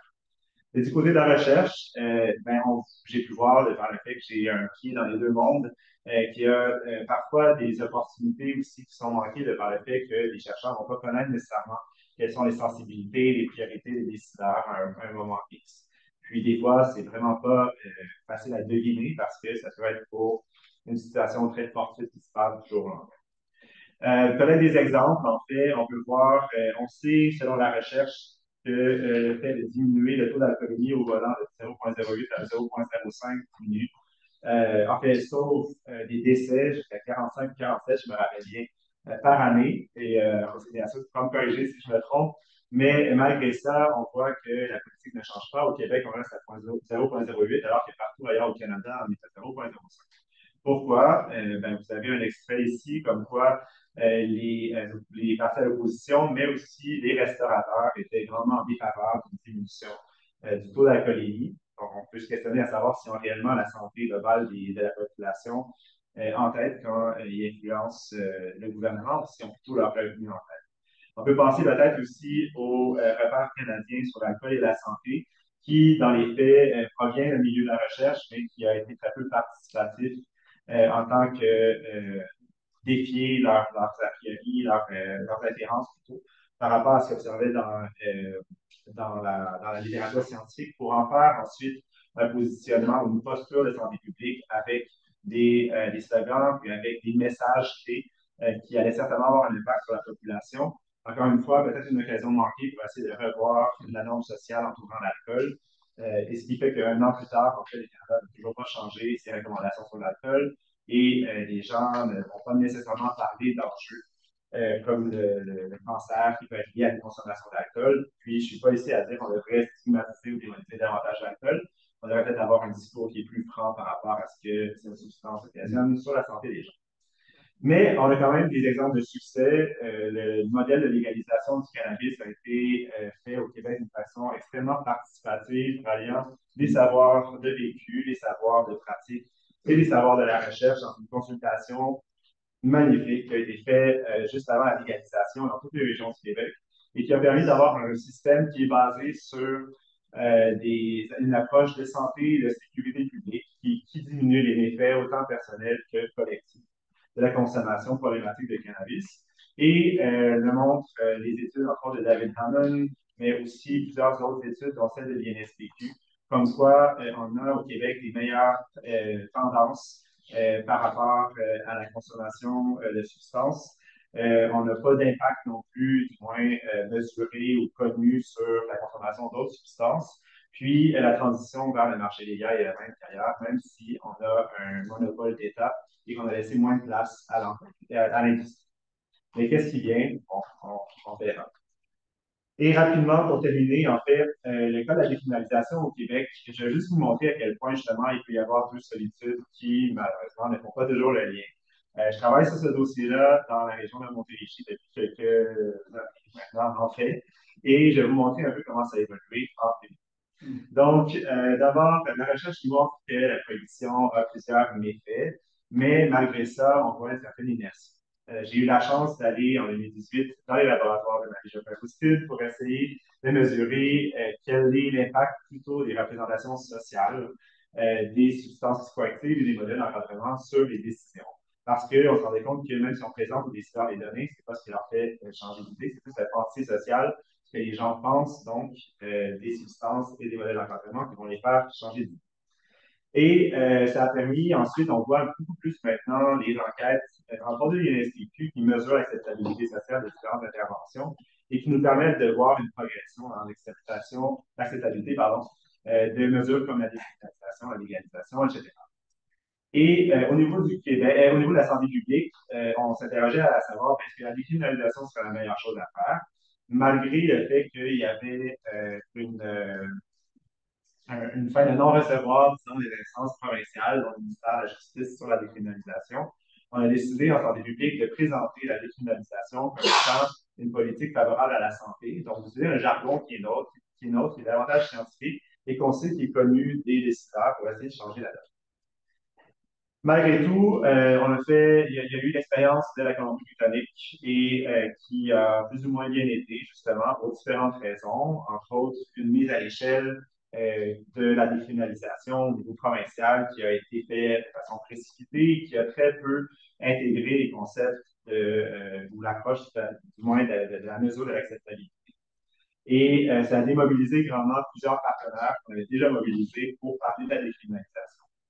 Et ce qu'on a essayé de voir, qu'est-ce qui existait comme données, très peu de données disponibles par rapport au modèle de la Colombie-Britannique qui avait été mis en place. Mais on voyait avec l'INSTQ, justement, qu'il y avait différents modèles de décriminalisation qui existaient et que le fait d'avoir un momentum par rapport à l'encadrement des substances faisait qu'il y avait justement du deal assez ouvert, qu'il y avait des éléments répréhensibles par la population et même par les usagers de substances qui se passaient pour lesquels, justement, on n'avait aucun moyen d'intervenir ou du moins de faire quoi que ce soit. Et donc, on s'est demandé, bon, maintenant que ça ne fonctionne plus, les gens sont démobilisés, qu'est-ce qu'on fait? Est-ce qu'on se retourne sur nous-mêmes? Santé publique, on est dans des instances de santé, et on s'intéresserait aussi au centre du réseau de la santé. Est-ce qu'on voudrait plutôt essayer de mobiliser nos partenaires municipaux avec lesquels on a des bonnes relations pour qu'il y ait des politiques municipales de réduction des méfaits qui faciliteraient aussi l'implémentation, le développement de services de consommation supervisée, d'appareils d'analyse de substances, etc. Et aussi qui, on l'espère, diminuerait l'effectivement. Et on est arrivé à un congrès merveilleux, celui de l'ESPOTI le 30 mai dernier, et on a des collègues du milieu du droit, justement, qui nous ont présenté des études extrêmement intéressantes sur la pénalisation, la judiciarisation, la criminalisation de l'itinérance. Et on se rendait compte qu'il y avait des pistes d'action peut-être plus proches, plus rapides, qui pourraient être mises de l'avant pour essayer de diminuer la stigmatisation des usagers de substances. Entre autres, on sait qu'avec la capitale nationale, c'est encore inscrit dans les règlements municipaux que les policiers peuvent arrêter une personne pour possession de matériel de consommation stérile, alors que c'est une mesure qui est payée par le gouvernement et qu'on met en place dans la plupart dans toutes les régions du Québec, en fait. On voyait aussi dans un devis où la clinique juridique itinérante mesurait la criminalisation chez les personnes itinérantes versus les personnes non itinérantes, toutes les deux criminalisées, et les suivait dans leur trajectoire. Donc, on voyait qu'il y avait une surcriminalisation de l'itinérance, mais aussi que cette criminalisation-là est due à des peines, à des actes plutôt qui étaient peu sévères, peu stricts. Donc, le fait d'avoir manqué à l'approbation et décortiqué comme l'approbation en soi pouvait être facilement brisé. Et le vol de petites sommes d'argent ou de nourriture principalement Et aussi, on a pu voir que la possession de drogue représentait environ 5% de la criminalisation de l'itinérance. Donc, on s'est questionné à savoir, est-ce que vraiment la criminalisation est notre principal élément à attaquer, disons, ou à changer demain, sachant toute la complexité de la chose, de par le contexte autant fédéral que provincial. Alors actuellement, ce qu'on s'est dit, et c'est même les accords de la tâche du communautaire, de la ville, du milieu juridique et de la police, nous disent ben, peut-être qu'on pourrait plutôt s'intéresser à la judiciarisation de l'itinérance de façon plus large. On va avoir une portée beaucoup plus grande et on va davantage s'intéresser à des facteurs qui sont à la base justement d'une réhabilitation, d'une réaffiliation, si les gens le souhaitent. Et donc, on est en train aujourd'hui de voir, de peut-être donner un peu moins d'importance à la décriminalisation, mais plutôt de donner plus d'importance à la judiciarisation. Oui, c'est interconnecté, mais quand même, le focus est différent, puis les possibles sont différents. Donc voilà, ça pour dire que finalement, vous voyez, la façon de créer les connaissances sont peut-être différentes entre la santé publique et la recherche. Les usages ou les fins, en fait, sont aussi parfois différents, mais souvent, on trouve des objectifs communs. Puis, je me questionne ici à savoir bien, comment est-ce que la recherche peut mieux promouvoir l'application des connaissances qu'elle crée. Jusqu'où est-ce qu'on devrait aller comme chercheur dans l'utilisation de ces connaissances-là en influence des politiques. Quels sont les différents défis au fait d'avoir plusieurs chapeaux? Je vous ai présenté surtout les avantages, mais quels sont les défis? Puis, comment est-ce qu'on peut différencier une posture personnelle d'une posture de praticienne, d'une posture de chercheur? Il y a une éthique, il y a une humilité à avoir dans chacune de ces trois postures-là. Et c'est bien important de les considérer. Et du côté de la santé publique, comment est-ce qu'on peut mieux utiliser les données de la recherche? Et est-ce que c'est possible de mieux synchroniser autant l'un que l'autre, sachant que parfois les fenêtres d'opportunité sont très courtes? Voilà.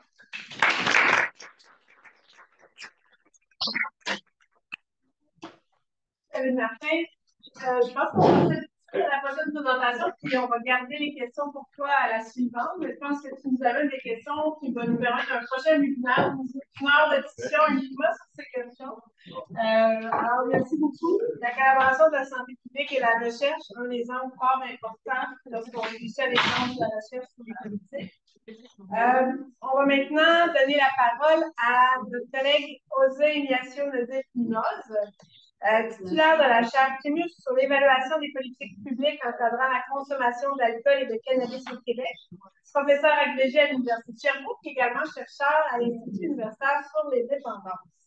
Sa présentation, changement dans les tendances des diagnostics liés aux troubles d'usage du cannabis au Québec, nouveaux défis. Alors, je te remercie, mon cher collègue. Vous avez 15 minutes? Oui, 15 minutes, puis on garde le temps. Yes. Can we switch to PowerPoint? It does not. On aura une présentation en anglais. Because I have some images. So no? Yeah, Let me know. Pretend. Pretend. No, it's okay. Yeah. No. Pour ceux qui sont à distance, vous pouvez régler votre traduction sur la présentation en anglais. Le PowerPoint sera en français. In English. Le PowerPoint va être en anglais. The presentation will be in English.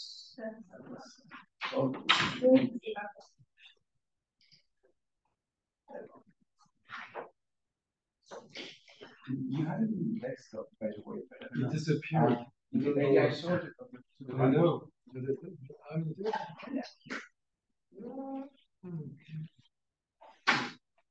This one. That one, yes. Thank you.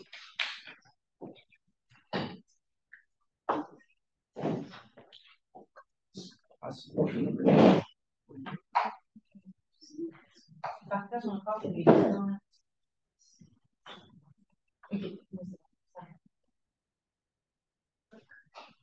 Okay, ça marche? Yes, good. All right.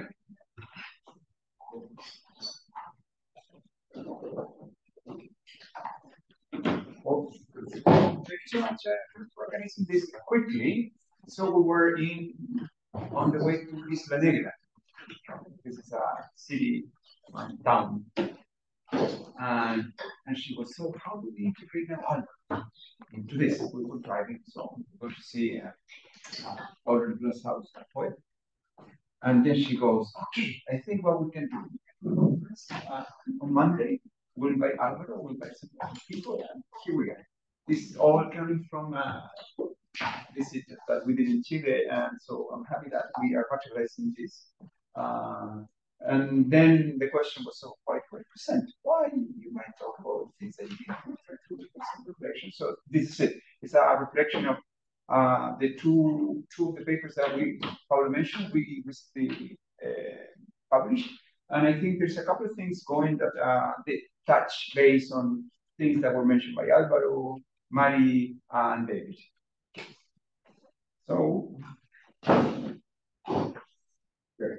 so this is the main message of this presentation, like I mentioned. That means when we're trying to find specific type of relationships among things, probably there is some sort of narrative going on that is going to allow you to see this sort of cause-effect thing going. This is not how it works. Essentially, this is my conviction, and I'd like to kind of try to convince you of this. So when we look at the case of Quebec, particularly the cannabis law, when we're going to look at different things, particularly in these populations, things are messy. And that ties again to what David mentioned. So we might not see things as we were expecting to see, or as in the case of Alvaro, when we're looking at the representation of, okay, maybe this might be related to some social protests, student protests, and things were kind of related. They were messy eventually because the director of Senda started talking about things, creating problematic, communications with the public opinion and so on and so forth, and then things are not going to be straightforward as the percent. So this is the message. So and I start with this, which is an image that is used by the United Nations. So I use it from Paula's presentation. Essentially, what we have here is a paradox that eventually certain things will work fine. That's the idea. So when we look at here the strict legal regulation, things will decrease in terms of social and health harms. Okay, but again, they have the notions that life is not messy. So essentially, what we're going to have here is an equilibrium where policies are done in a perfect way. We will reduce we will observe social and health harms heavily reduced. So we need to be kind of careful in the way we that's the message for them when we try to implement policies. So for them, I'm saying, oh, but maybe it can be the other case. If you look Muslim countries, for instance, this is not going to apply. So there is not something universal you can work, particularly for alcohol. So you have a strict regulation on alcohol, and of course, you don't have negative outcomes associated with alcohol. So this is it. So you have things going that are not as perfect. So and what you have is this notion of constant. Whatever change we do, actually what's going to happen is we're not going to observe change. So we will pretend to come up with a specific type of legislation, and maybe when you look at specific populations, you're not going to see the changes that you were expecting, because again, life is messy. All right. So there's two things. When we look this particular type of analysis or proposal, we need to look first at territories. So things will function in Monterrey definitely than Quebec. Things will function in Total differently than Santiago. Those, even though we have a kind of a straightforward policy. And then you have populations. The populations of Monterrey are not the same as the populations of Abitibi, for instance. The Arica population is not the same as the Chiloé population. The access to cannabis, the access to cocaine, the access to pasta is different in these two realities. So again, this has to be sort of visited and revisited and so on to understand what's going on. So the Cannabis Act, we all know about it. It's a public health approach to cannabis legislation. So when we look at Canada again, there'll be different things at Canada because of its nature, political nature, it's a federal country, so there's some autonomies in the provinces and territories. They will choose things to do in a particular path. Okay, so here Quebec, we look at Quebec, one of the things that we have is legal age different. People can smoke if legally can buy, can smoke, can have access to non-medical cannabis if you're 21 and more. That's not the case in the rest of the province. That's one of the many things that makes this province different. But this is just to say, again, okay, if we're interested in cannabis in Canada, we need to look at different things associated to the provinces, how provinces implement interventions linked to this act. But then we have populations. Are population homogeneous? Again, when we look at age, traditional variable, things don't behave this similarly. And over time, yes, the identity of consumption in Canada is relatively the same, but across ages are different. Again, a policy will not have an effect in the same way depending on the age. Interestingly, here, as I think David mentioned, sort of, what we're looking here, for instance, is what's happening after the Cannabis Act in Quebec in consumption, so on, and we have something very interesting happening here between 15 and 17 years, in which cannabis use is being decreasing over time, even if we have this Cannabis Act appearing. Okay, once again, once we look at policies, we need to be very careful of different populations, different territories. Otherwise, we're going to come up with some very straightforward answers that are not necessarily accurate. Okay, so here again, what about sex specifications? So we have, we have two sex specifications, but we have multiple gender possibilities. And how, again, a policy will affect these populations? Same question. Same question. Again, I insist, I sort of reiterative about it. But every time that we add a complexity to the notion of evaluation, we need to be aware of the multiple dimensions that a policy may have in terms of the territories, the populations. Here we will focus only, in this case, in male and females, because that was something that actually we were talking at one point with this PQ, and that was a question that was posed, I think, by Tom to Pablo when Pablo presented. So what about the other possibilities of sex? So this PQ doesn't have necessarily all the information associated with how to identify people. So then we have a serious limitation there. But again, we're going to focus on these two populations. Another population to consider would be like this coming from the literature. So yes, cannabis can have negative outcomes in higher risk of premature birth, admissions to neonatal intensive care units, and low birth weight. So when women during pregnancy might consume, these results have been observed in relatively consistently. So this is some concern to be aware. So what happens? One examination has been done about changes of legislation in the United States. We observed that cannabis use increased between 6 and 11%. And in Ontario, recently, we observed that there was an 82% increase since the implementation of the Act. I would like you to remember this number, because this number will create some contrast with what's going on with Quebec. Another element is associated to the part of the discourse, usually when this moralizing aspect of it, that Mari pointed out in her presentation about how the public opinion can be manipulated or easily manipulated. So we have some studies indicating how you moralize certain narratives. And then, for instance, one of the concerns associated with the Cannabis Act was, or maybe there will be an increase in alcohol consumption, or there will be an increase in other use, there will on other drug use, and so on and so forth. So because we, in a sense, we're breaking the structure of our moral ground.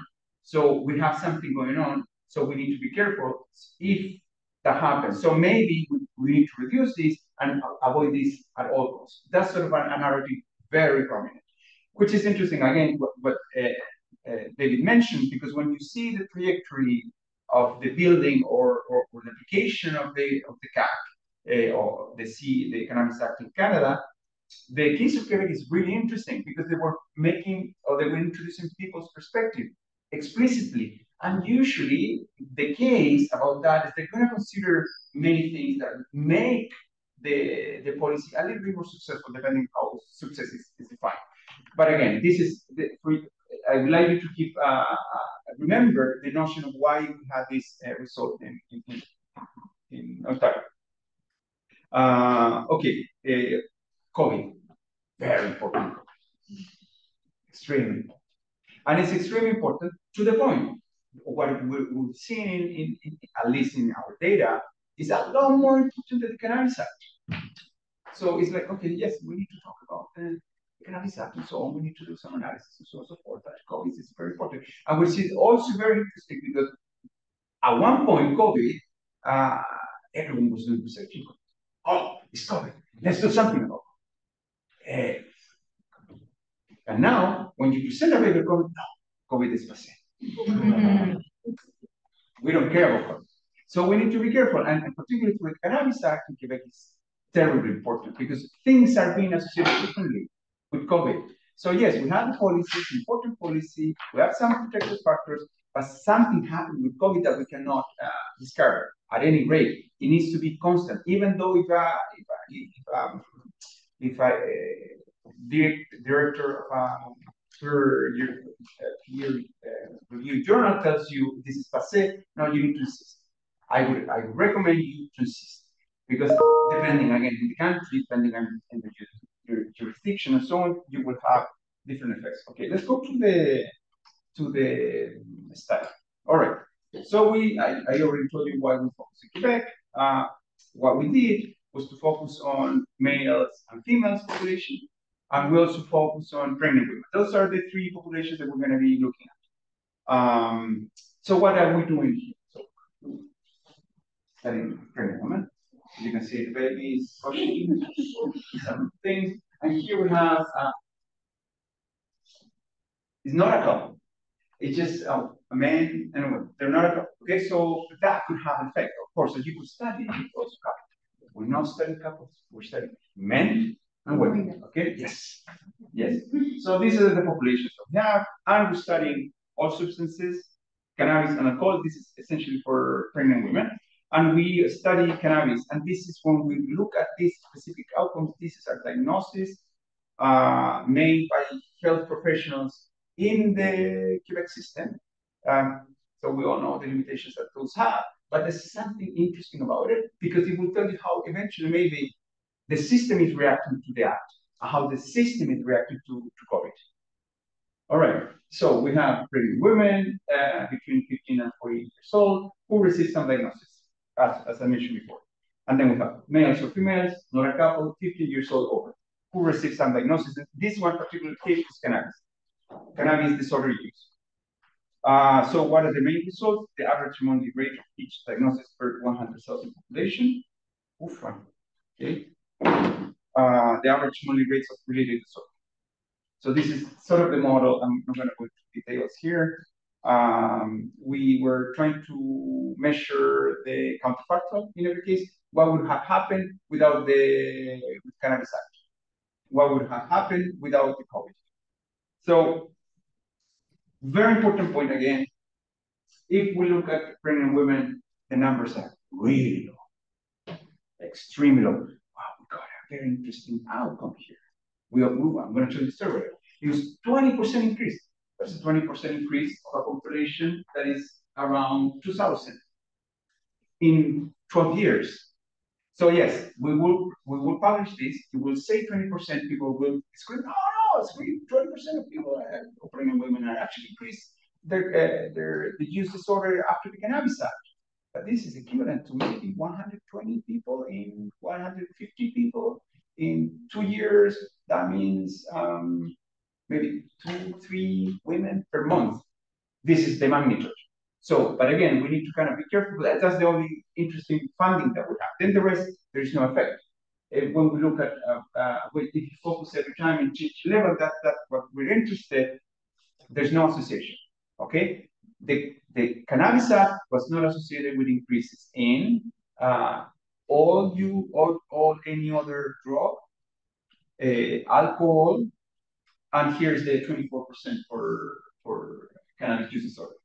And again, the magnitude of the impact of this law is what I want you to keep in mind.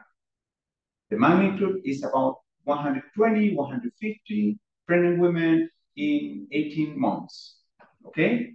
That's not severe. So anything associated with this interpretation needs to be really, really, really carefully considered. So not to get into the moralizing story.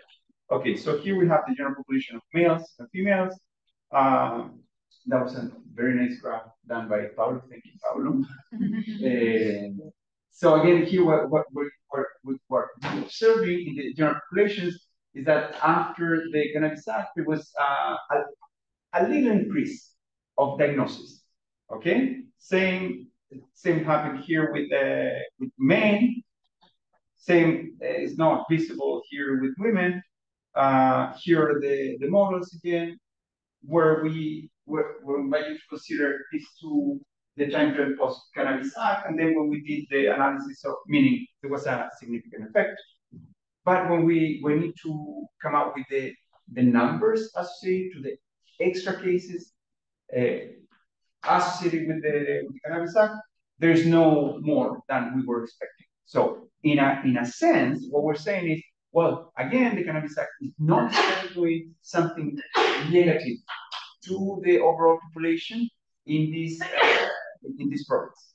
So we have a small magnitude in pregnant women, no necessary effect in the general population, no effect on alcohol disorders, no effect on other use of pregnant women. So it seems like, as David was mentioning, all the trajectory so far of how Quebec decided to implement the Cannabis Act seems to be kind of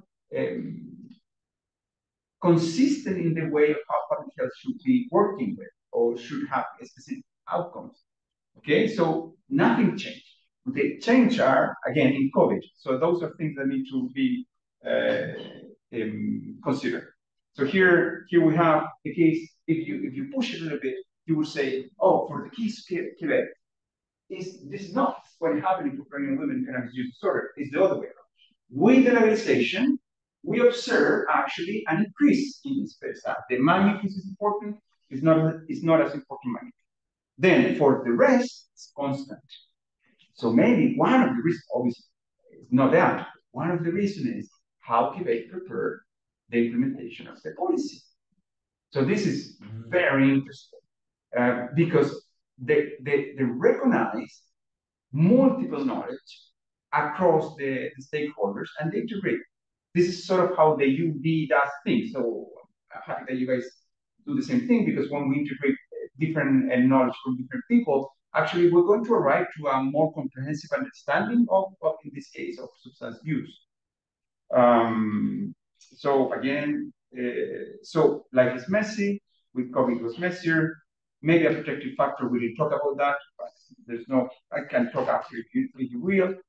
Then, so is this, shall we think about whether this is the result of a stricter policy vis-a-vis Alberta, vis-a-vis Ontario? So this is something that we need to push.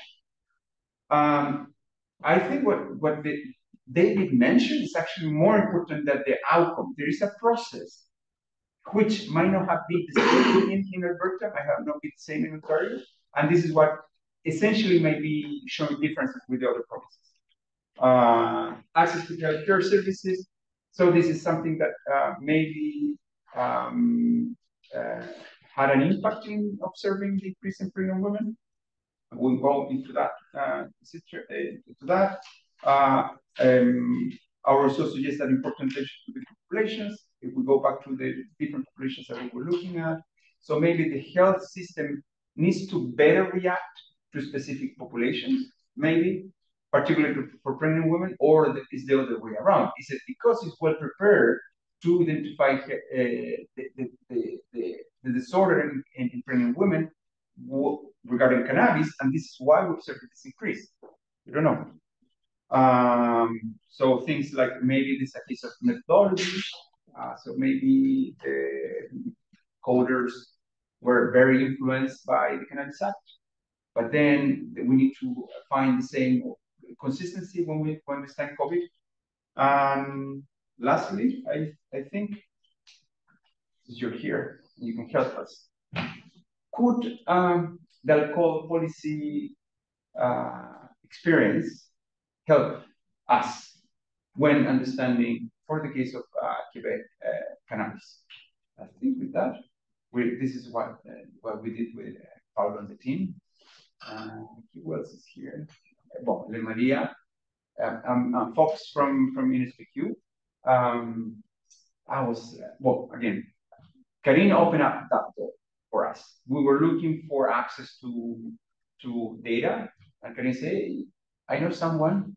So we talked to Chris, who's not here, who was in a grant application, and with that we started. And took about how many years to have that? Like 2 years. 2 years. 2 years just to have this data, multiple applications. So thank you so much.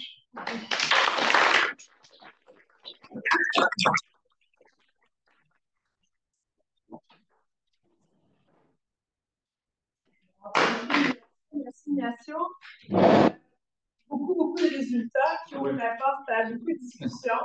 Est-ce que le temps nous fait la gage? Je pense qu'on pourrait aller par une ou deux questions à distance s'il y en a dans les chats. Il y a un commentaire de Jean-Sébastien Falcon qui a discuté, mais qui a laissé un commentaire. OK. Oui, donc on peut voir, dans le fond, ce qui nous passe, c'est de faire attention aussi aux interprétations simplistes, aux attributions causales. Hein. Je pense que ce que tu nous apportes, Ignacio, c'est l'importance d'interpréter avec toutes les hypothèses possibles, effectivement. Et donc, les effets, je pense que tu en as parlé, les effets de la déstigmatisation sur les consultations, par exemple, la variété des indicateurs. Donc, je pense que ce que Jean-Sébastien Fallu nous apporte, c'est l'importance d'être très prudent dans l'interprétation. Moi, j'aurais peut-être une question pour Kiroli, parce que David Martin aussi, puis ensuite, quand on mettra fin au séminaire, si on peut déborder un peu pour ceux qui peuvent, on pourra le faire. Avec des résultats comme ceux-là, quels sont le travail de collaboration qui devrait se faire avec la santé publique pour donner des conseils, en fait, en termes de politique sur les drogues au niveau du cannabis, à la lumière de résultats qui peuvent être interprétés de différentes manières. Est-ce qu'il y a des dangers à des données comme ça, ou est-ce qu'il y a aussi des points de vigilance selon l'interprétation? Qu'est-ce que l'interprétation juste qu'on devrait en faire et comment communiquer sur ces résultats-là, par exemple, sur le plan des politiques au Québec? Moi? Oui. Ok. Je pense qu'on devra concentrer par du dialogue, de la conversation, surtout, pas sur les résultats comme tel, mais surtout de qu'est-ce que Québec fait avec les femmes enceintes pendant les femmes enceintes qui sont retenues avec des problèmes d'utilisation des substances. Ça, c'est, encore une fois, continuer la conversation et voir comment on peut faire la liaison avec l'alcool, avec les autres types d'utilisation de substances, mais éviter pour moi, je pense que c'est important d'éviter la moralisation de la loi de cannabis. Parce que c'est un résultat quand même préliminaire, il y a toujours des choses qu'on manque, etc.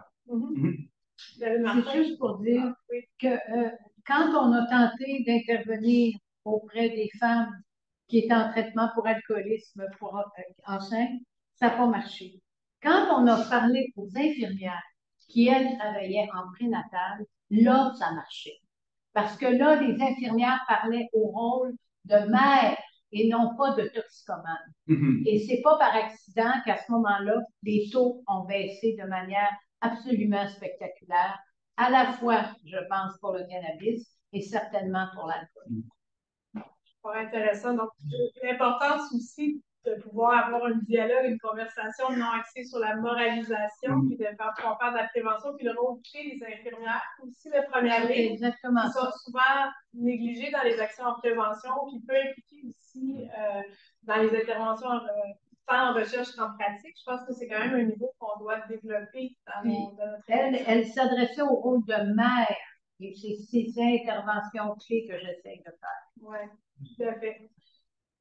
David Martin, un petit mot avant qu'on termine pour la version en ligne. Je vais laisser les gens pouvoir quitter. Oui, je demande juste pour la langue, en français anglais pour nos collègues, mais on... Vas-y, tu peux y aller en anglais. C'est comme tu souhaites. petit résumé de part, okay? Because she was asking how can we address the linkage that we can have with public health, and how should we address what Ignacio presented.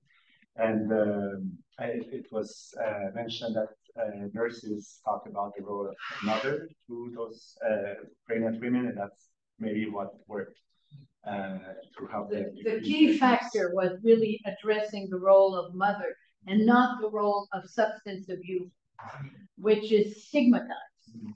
But the role of mother, and the nurses in Quebec understood that very, very, very clear. What I would add is maybe we should see what are the gains or what are the what we have access to, like research in the research field. We have access to data. We have access to maybe some measures that may work or not in different contexts. And public health have access to people also, and I think that learning from approaches one and the other. In the research field, you have much more advanced. We are much more advanced than we are in public health. In terms of participatory approaches, now we start doing it also in public health, finally. But I think that's what you're mentioning also, like trying to see who is the best person to bring forward those messages to have an impact, and working in the participatory approach. I think it's one of the best way that we can do it. So if we can learn from one from each other doing this, would be very helpful, as much for the research field as will be for public health and Indian for the population, for sure. Oui. Can I ask you a question? Par contre, comme il était venu, je pensais te boucler avec, avec les gens à distance. Donc, on va pouvoir poursuivre la conversation. Je voudrais remercier les personnes qui participent à distance. On sait que l'effort de traduction n'est pas tout à fait parfait. On espère que ça vous a aidé à suivre le tout. Donc, merci d'avoir participé à ces rencontres. À l'Institut universitaire sur les dépendances, on veut poursuivre la conversation à travers plusieurs événements, dialogues, comment on peut mieux collaborer entre recherche, les politiques de santé publique, comment on peut mieux communiquer aussi sur le plan des médias, l'importance de la prise en compte de l'opinion publique et comment, comme chercheur, on se situe face à l'opinion publique et surtout comment on peut interpréter de façon nuancée et crédible les conclusions d'une recherche et ne pas non plus dramatiser ou moraliser les résultats d'une recherche dans la façon, en tout cas, de les utiliser. Je pense que c'est plusieurs enjeux importants qui ont été abordés aujourd'hui. Donc, merci à nos 4 invités pour vos présentations. Puis, le plaisir de poursuivre la conversation avec l'ensemble des chercheurs et des partenaires de l'UD. Donc, on va terminer pour aujourd'hui la rencontre au niveau en ligne. Puis, pour ceux qui seront en présence, il y aura eu sandwich et conversations qui poursuivent selon vos agendas. Alors, je vous remercie. Puis, bon après-midi.